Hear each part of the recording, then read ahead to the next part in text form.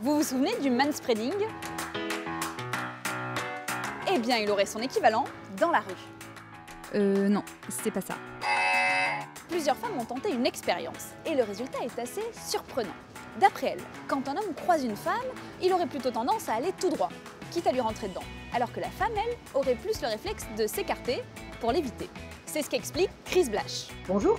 Elle est cofondatrice de la plateforme Jean Réville et il y a 2 ans, elle a pris la décision de marcher comme un homme et de ne pas s'écarter à ses risques et périls. Quand je ne fais pas l'écart, j'arrive très souvent au choc. Ou alors j'ai des hommes qui arrivent en face et puis qui me regardent, genre mais sous-entendu aller.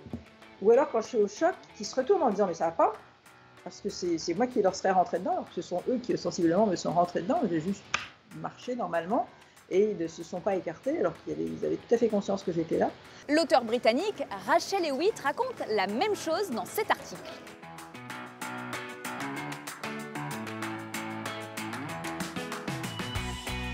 Elle écrit qu'elle a décidé de ne plus changer de trajectoire pendant 1 mois. Résultat, elle est entrée en collision avec des hommes 2 à 3 fois par jour, alors qu'elle n'a percuté qu'une seule femme au total. On nous apprend les limites très tôt. Donc de fait, on apprend à regarder. On a une sorte de radar.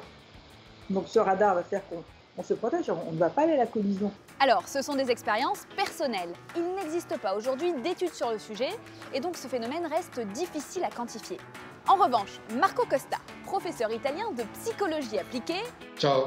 a mené une étude en 2009 sur les manières de se déplacer. Après avoir analysé pendant 6 mois plus de 1000 groupes, il a conclu qu'un groupe de 2 ou 3 hommes prenait plus de place qu'un groupe de 2 ou 3 femmes et que cela ne dépendait pas de leur taille. Le donne tendono a mantenere delle distanze più ravvicinate e gli uomini tendono a mantenere delle distanze maggiori fra di loro.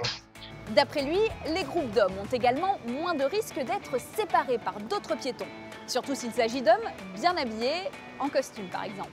Nel gruppo di uomini c'è meno questo tentativo di separazione, sempre per un fattore legato alla dominanza. Quindi anche dall'abbigliamento, dal modo di comportarsi, dalla postura. Diciamo che in generale se tendiamo a vedere un gruppo di individui a cui attribuiamo un'alta dominanza, tendiamo meno a separarli. Et oui, notre façon de nous déplacer en dit beaucoup plus que ce qu'on pourrait penser. Et dans l'espace public, les hommes et les femmes ne se comportent vraiment pas pareil d'après Chris Blash. Elle résume en disant que les hommes occupent l'espace alors que les femmes s'y occupent. La légitimité à être dans l'espace public, elle revient aux hommes. Et quand les femmes sont dans l'espace public, il faut toujours qu'elles se justifient. Elles vont faire des choses, elles accompagnent, elles portent, elles poussent. Elles sont rarement seules sur un banc et quand elles sont sur un banc, elles vont s'occuper, elles vont lire, elles vont être en train de manger, elles vont être avec leur téléphone.